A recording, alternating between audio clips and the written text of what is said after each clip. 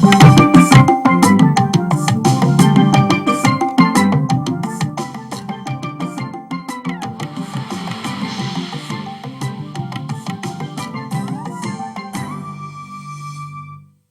Newsline is brought to you by the Barbados Tourism Marketing, Inc.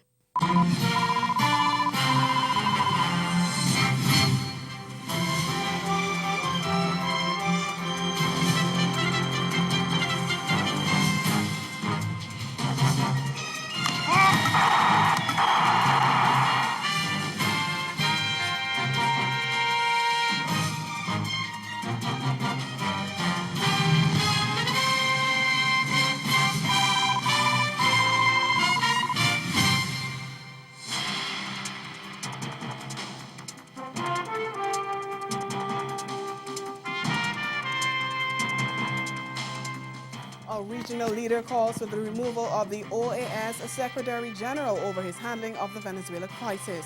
Our top story in Caribbean Newsline for Thursday, June 1st. From the CMC News Center in Bridgetown, I'm Dawn Paris. Good evening.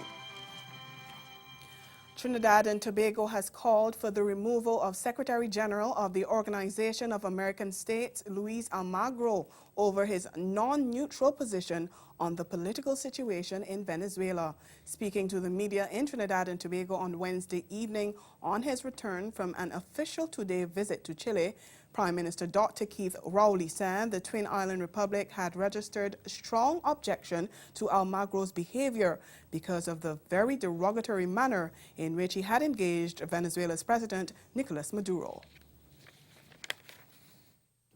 And it is our view that in so doing, that the head of the OAS, who is a public servant and whose job specification specifically requires him or her to function not for any country in the OAS, but for the OAS, independently of every other country in the OAS. And when the head of the OAS behaves in the way that the current president has behaved, and taking on the government of Venezuela in the way it is done, it is Trinidad and Tobago's position that the OAS has been compromised in this matter and now cannot play any significant role in treating with Venezuela's difficulty. Trinidad and Tobago made its position clear to Chile as a leader in South America that it is our view as a long-standing member of the OAS that the leadership of the OAS at this point in time needs to change. Well, Almagro has called for the suspension of Venezuela from the Washington-based group unless general elections are held soon to break a political impasse that he said is destroying the country's democracy.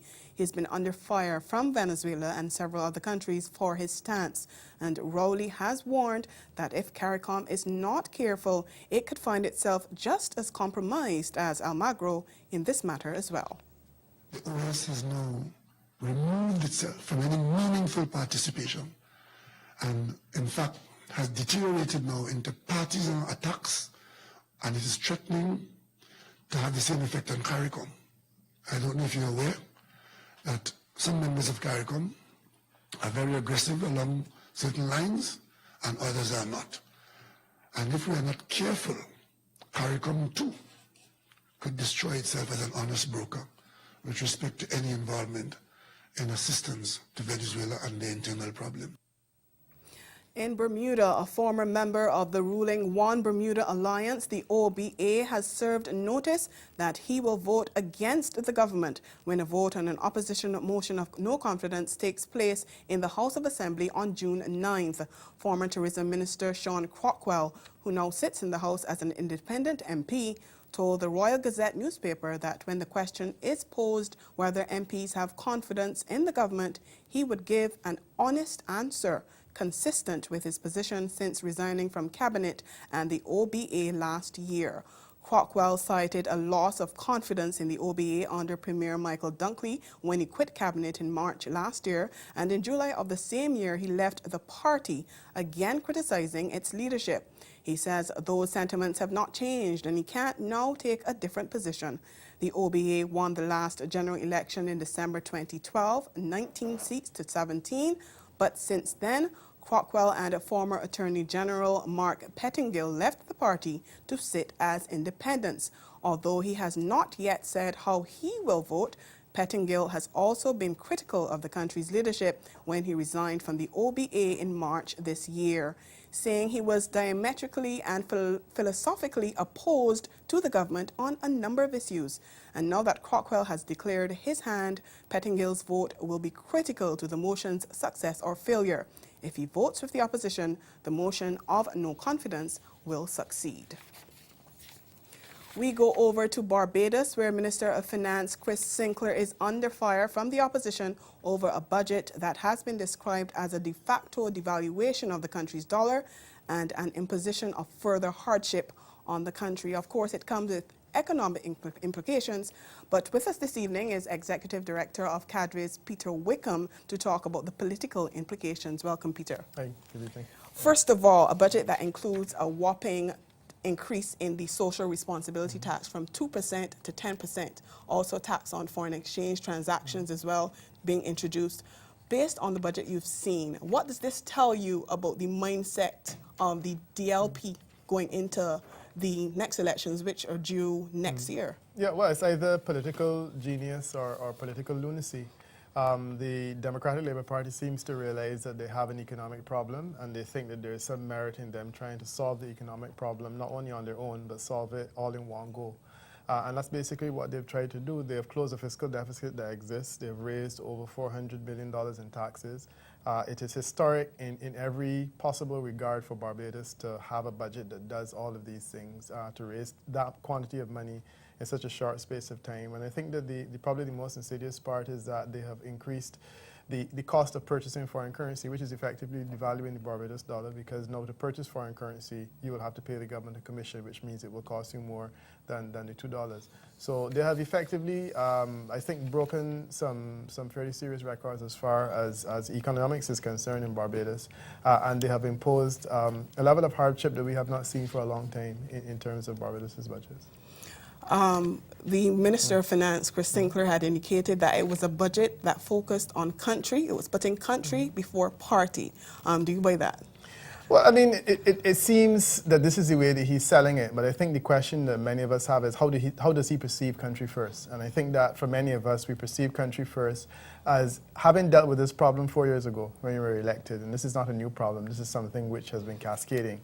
The issue is left, or the issue of debt is left unresolved, and as we were told by our former Prime Minister Owen Arthur, it will get worse next year.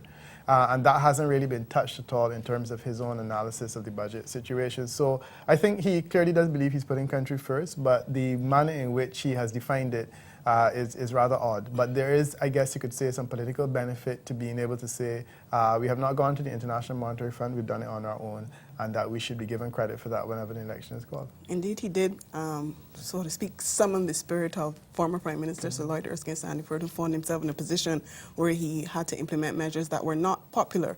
How do you think this budget will impact the next elections, if any? Well, I mean, certainly if I were to use my last reading of Public Opinion and also one that was published by another organization, the Democratic Labour Party is dead in the water as far as the next election is concerned. But I think that what the Minister of Finance is planning to do is he's stretching it out, he's giving the party life, he's giving it the ability to run the full course, and one presumes that he hopes that some of these initiatives will pay sufficient dividends that in 9 months' time he can say to people, look, you know, I've actually done something, I've achieved something, and we should be given another chance. So it's an unusual structure or way of approaching a political challenge, but I believe that this is exactly what he's doing. He's trying to give the party an opportunity to live again. So we're being hit with a sledgehammer in the hope that some good will come of it, and then he'll be able to report progress in a very short space of time. Well, we'll stick with politics, but we're going over to the Cayman Islands now, where they had an election last week, and after some political dealing and deals being made, deals being broken, they've come up with a government of national unity with 7 members of the incumbent party, 3 from the former opposition, and then 3 independents.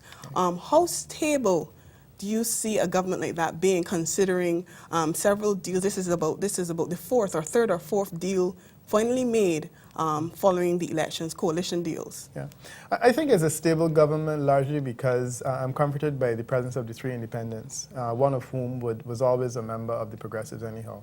But certainly the presence of the three independents makes a huge difference, and I think it will help to lend some level of stability to it. The role of the former opposition party, CDP, is somewhat minimized. You know, the former Prime Minister is now Speaker of the House, which is a relatively neutral position, and the other two are on the government benches. So I think that by and large, there's a level of stability that is the best that one can accept. The Cayman Islands is in a peculiar transitionary phase now where they have just introduced one man, one vote. The idea of independence is still popular there because several of the constituencies are really too small, quite frankly. And I think this is part of the reason why you've seen these independents popping up. But I suspect that as time passes, Cayman Islands will move progressively towards a party system. I think that this has taught the public a lesson in some ways, and I think that people will be a lot more inclined towards party discipline that gives a relatively more safe idea of what is likely to happen, because the level of uncertainty over the past few days in the Cayman Islands has been unprecedented, and it carried back to the shades of the days when Cayman Islands did not actually have political parties. So I think that the public has learned, and I think in the future political parties will be a lot more popular, and I think that this coalition will last. It's just 4 years. Their terms are slightly shorter, so I think it should last for 4 years. Thank you, Peter. Pleasure. Yeah. In other news, the St. Kitts and Nevis government has confirmed that a Chinese national wanted by the International Police Interpol is assisting local police in their investigations. Prime Minister Dr. Timothy Harris made the disclosure at a wide-ranging press conference on Wednesday. It was revealed earlier this year that the Chinese national and his family were living in the Twin Island Federation, although he was wanted in his home country on charges of swindling a Chinese state firm out of more than $100 million US. The government has been accused of harboring the Chinese national and who obtained citizenship under the Denzel Douglas administration through the country's Citizenship by Investment program. Prime Minister Harris says local police are handling the matter. I had reported that this was an active investigation, and on matters of active investigation, it's not prudent policy to comment on it. I could, however, say that I am advised that the personalities of interest, they have been with the police, and I wouldn't want to say more. Our law enforcement body will do all they can in relation to this matter, and we will pursue this matter in the context of our Constitution and our laws. No one, I repeat, no one should ever ask more of a government than to abide by the Constitution and do the right thing. And while he revealed little about the ongoing investigation, the Prime Minister had a lot to say about the opposition using the issue to score political points. In fact, he accused it of spreading false information. That there was considerable mischief calculated to harm the reputation of the country by members of the opposition who went to the public and paraded the fake news that these persons were missing in action, that they had fled the country. I can't understand for the life of me how people who reputedly served the country in leadership for 20 years could have such venom against a country that they will do anything to bring its reputation in disrepute by propagating a known, calculated lie that these personalities are missing. And Harris suggested that those actions should disqualify opposition members from ever again holding public office. Still to come in Caribbean Newsline, the Jamaica government to address use of force by lawmen amid concerns about an increase in police killings. Stay with us. Beautiful Barbados and 4D Entertainment welcome you to the Flow Soca on the Hill, Sunday, July 23rd, 2017, where the mega stars of Crop Over 2017 assemble with the Caribbean Fest, Patrice, Skinny Fabulous, Ricky T, Orlando Octave, and ultimate rejects for bringing the world's greatest soca party, the Flow Soca on the Hill. Let's gather the people. Welcome to SwiftPack, your online shopping and shipping solution. Receive the best rates, expert cargo management, and exceptional customer service. SwiftPack provides secure handling of your smallest packages to your largest cargo with speed and reliability. We invite you to use our U.S. mailbox service, online shopping, ship air and ocean cargo from the supplier to your door. We handle it all for you. Get started now. Sign up for a free regular account or premium account, or give us a call on 440-6100. SwiftPack. You shop, we ship, you save. Are you ready? Are you ready now? Hey, Saint Kitts, are you ready? Yeah. Saint Kitts on Nevis, Wagwan.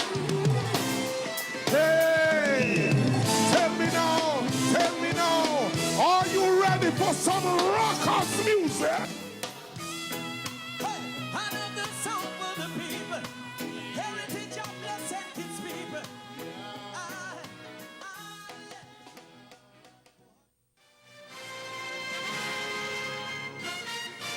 Welcome back. Jamaica's Prime Minister Andrew Holness says it's time police officers move away from an over-reliance on the use of force to maintain law and order. Last week, it was revealed that police killed 20 more civilians this year so far than they did last year for the same period. And Holness says the state is seeking to ensure that law enforcement agencies operate in a way that engenders trust. We get more in this report from Herman Green of TVJ News. This morning's conference marked the beginning of a renewed focus on ways the Jamaica Constabulary Force and INDECOM can address the concern of excessive use of force. This comes on the heels of an INDECOM report earlier in the week of a 45% increase in the number of fatalities at the hands of the police this year compared to 2016. U.S. Ambassador to Jamaica, Louis Moreno, noted that the U.S. has the same challenges. It really is something that we struggle with on a daily basis. So we're not here to tell you how to do things. We're telling you how some things that we've worked with seem to work and some things work better than others. And there may be experiences that we can learn from when we're doing that here. So this is a kind of going together forward and a mutual exploration. Looking at Jamaica's situation, however, he agrees that the establishment of INDECOM has created new challenges. I can tell you how many JCF officers who've told me that because of INDECOM, they weren't being as aggressive in confronting crimes, that because of INDECOM, they've done this, they've done that. And you can speak to people in INDECOM who say, well, that's natural. That's progress in a way. But you know what? INDECOM cannot exist without the JCF, and the JCF cannot exist without INDECOM. He also believes that the continued dialogue of fostering healthy community police relations, starting with the conference, is key. Prime Minister Andrew Holness says the conference is timely amidst efforts to strengthen rule of law and protection of human rights and improve citizens' security. He, however, says a balance has to be found to firstly ensure officers won't hesitate to execute their duties to serve and protect. The personal safety of the officers themselves, that is also achieved. That citizens can trust a system that guarantees that where improper force is suspected, it will be investigated. The conference seeks to provide a model of collaboration between development partners and stakeholders in law enforcement to rethink strategies based on research to guide evidence-based practical solutions. Caribbean countries that have been struggling with lower than normal rainfall can expect some relief this hurricane season, which begins today, June 1st. Forecasters are predicting above normal activity in the season that ends on November 30th.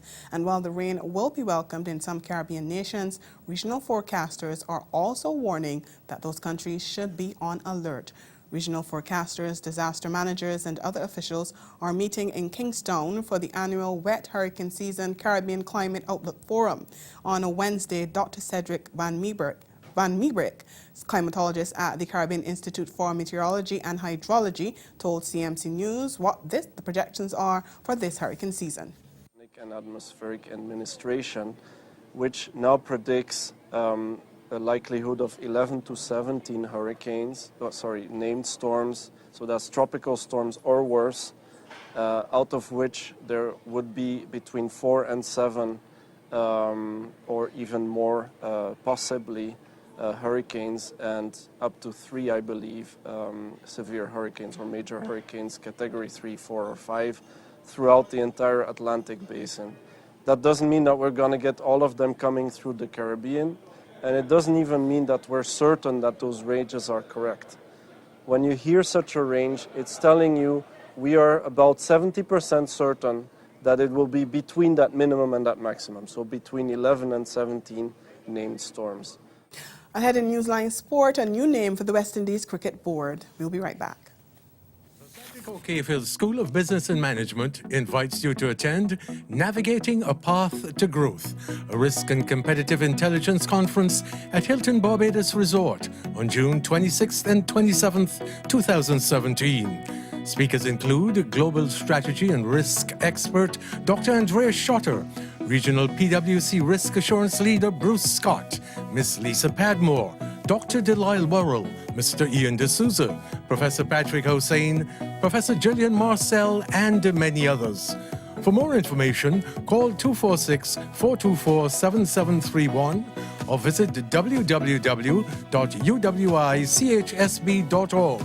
Secure your space today. Ravenel's Resort and Conference Center is the mecca of conferences in the island of Tobago. The state-of-the-art facility caters to executive forums, weddings, banquets, training, elegant dining, and tranquil accommodations. Guests at Ravenel's Resort can choose from self-catering, standard, deluxe, and executive rooms. Sit at the poolside and savor the ambience of nature, or enjoy a sumptuous meal on the terrace and inside a Bouvardia restaurant. Let's go to Ravenel's Resort and Conference Center, the tranquil Caribbean Resort. Call 868-639-9666 or visit our website at www.rovenelsresorttobago.com.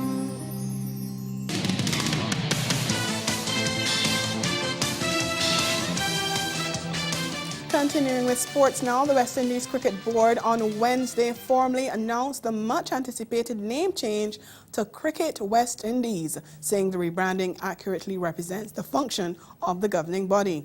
President Dave Cameron had announced the move 2 years ago, and last January said the process had been completed. He said the new name is more inclusive and is a key part of the new way forward in the board's enhancement of its governance. In addition to the name change, the board also launched their rebranded website, as well as announcing that all representative teams will be referred to as the Windies. The name change for the board is the second in the last 21 years, following the decision by another Jamaican WICB president, Pat Russo, to drop control from the original name. It also comes just under 2 years after a governance review panel commissioned by Regional National Grouping CARICOM recommended the immediate dissolution of the WICB and the installment of an interim board.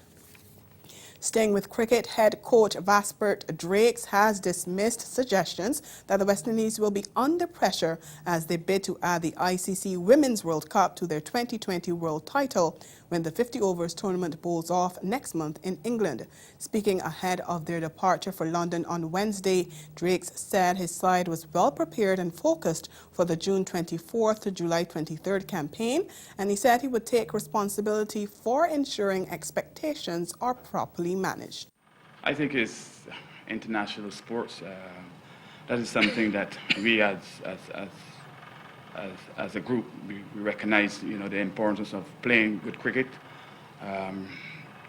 Pressure is something that you create on yourself, and being involved in cricket is my job. Certainly, is to manage the expectation well. Obviously, see it as a competition that you want to do well in, and don't worry about the peripheral stuff as it relates to the pressure. Drakes took over from the helm of the squad 2 years ago. He said the short camp over the last week has been instrumental in the side's preparation. To date, we are happy with where we're at. This mini camp would have certainly served its purpose. A lot of learning would have taken place over the last year as it relates to our preparation and our expectation as a group. And we're currently looking forward to the challenge at hand. The mini camp was based on relationship building, team bonding, and pretty much assessment. So we had 4 days where we pretty much cover our base in terms of ticking the necessary box to get everyone in the right frame of mind and going into England.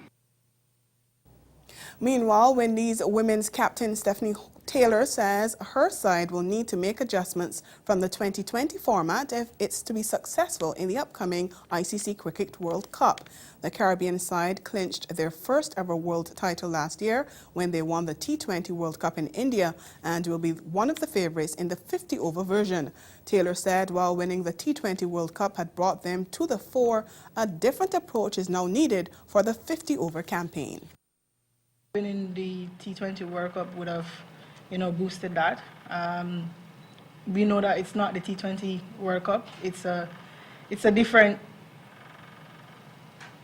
competition, 50 over, where it's going to take time, not just 20 overs. So I think we just need to apply ourselves.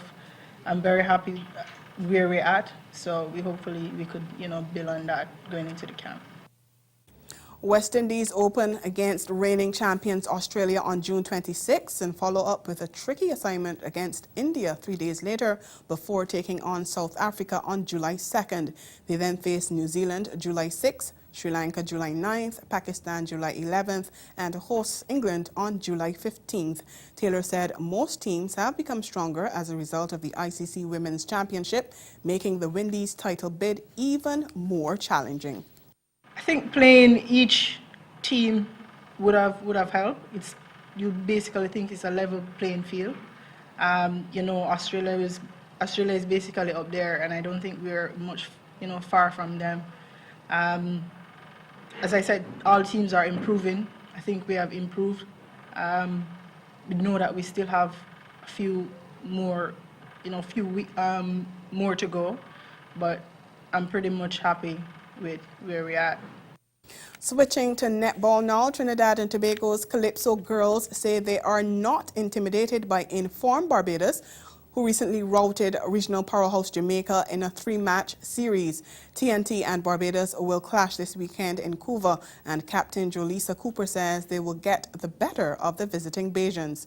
In an article in the Trinidad Guardian newspaper, Cooper said, quote, "A few of our original players from World Cup are not here with us, but we're not phased. We're ready. We just have to remain disciplined and execute. We're ecstatic to finally have some international competition since our last feature was back in 2015. It's been long overdue." Cooper added, "We have been training for a while, so facing Barbados will not only show us where we're at, but also allow us to see some new faces introduced to the squad, and I'm really excited to see the combination of experience and youth," end quote. And that's the sport. We'll be right back. Caribbean Newsline is brought to you by the Barbados Tourism Marketing Inc. Are you ready? Are you ready now? Hey! Saint Kitts! Are you ready? Yeah! Saint Kitts on Nevis Wagwan! Hey! Tell me now, are you ready for some rockers music?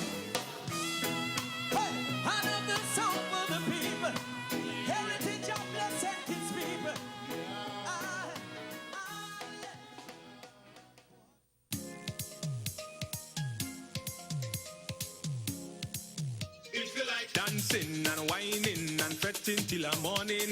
Drinking, masquerading, live music always playing. Islands of blue seas where people always smiling. Street jams and bandstands where people will be jamming. Don't you miss this time, no. Our festival, our legacy. Don't you miss this time, no.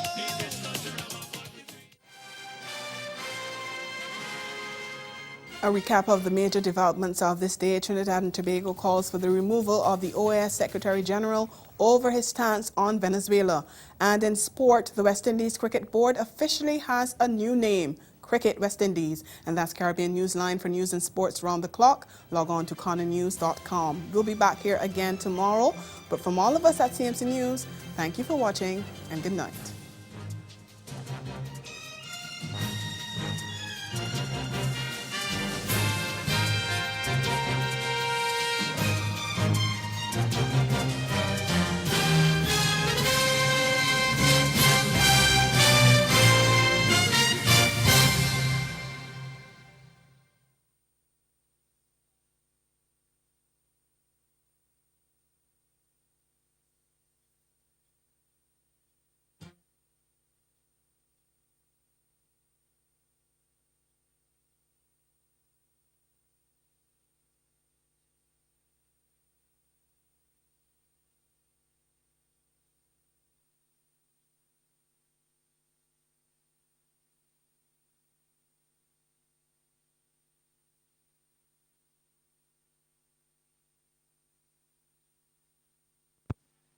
Digicel, Barbados' fastest 4G network. Barbadians told to examine prices resulting from the budget. A fire scare at the Wildy Gymnasium. And coming up in sports, the hosts off to a winning start in the ICC Champions Trophy. The CBC Headline News, brought to you by Digicel, Barbados' fastest 4G network. Credible, balanced, committed. This is the CBC Evening News. Good evening, I'm Shane Jones, leading the news at 7. A government minister is telling Barbadians to be wary of the prices coming from Barbadian retailers when the new tax measures go into place from next month. Health Minister John Boyce made the comment in his reply to the budget, noting that government would also be playing its part in monitoring the situation. Wherever possible, I think that government can lead the process of helping to share with Barbadians what kinds of prices they should expect and how they should respond, how we should respond to persons who seek to take advantage of these rights. And you have to be vigilant, Mr. Speaker, sir. You have to be vigilant. And I will call on Barbadians to be vigilant and to share with this administration where instances can be observed of less than satisfactory management of any increases that will incur. I'm not saying there aren't going to be any. He says his ministry has already sought to ensure the health sector will not be adversely affected by increases. The discussions are taking place with the Ministry of Finance in respect to healthcare and relooking the whole question of how the NSRL will apply to healthcare. Healthcare products have been exempt. Healthcare products have been exempt of this imposition in the past, and the discussion taking place is one in which that situation will be considered and be returned to as soon as possible.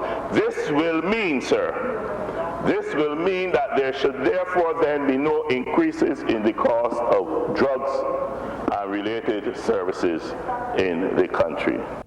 Outspoken Government Minister Donville Innes says the cost of living will go up in Barbados with an increase in the National Social Responsibility Levy. The levy will be increased from 2% to 10% on July 1st.